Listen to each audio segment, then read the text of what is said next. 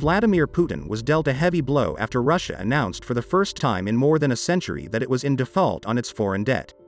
The Kremlin was determined to avoid this label, which is likely to become an object of ridicule on the world stage.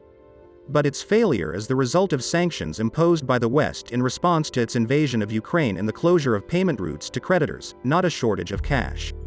On June 26, a deferred interest payment of about $100 million owed on May 27 expired, which is considered a default. Bloomberg called the occurrence a grim marker of the country's rapid transformation into an economic, financial, and political pariah. Earlier, Moscow officials told the newspaper that they were concerned about the long-term consequences of a special military operation.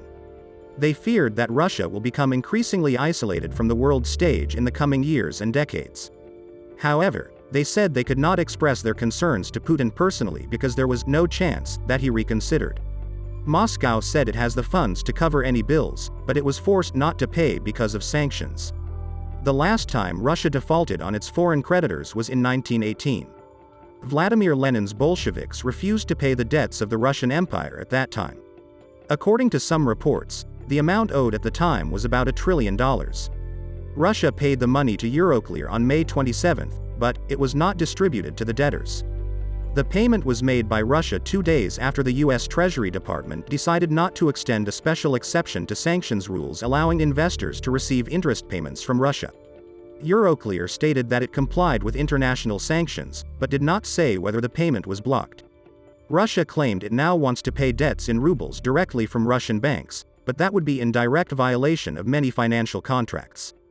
A debt default is a big blow to the country's international reputation, which hardly seems to matter to Vladimir Putin at the moment.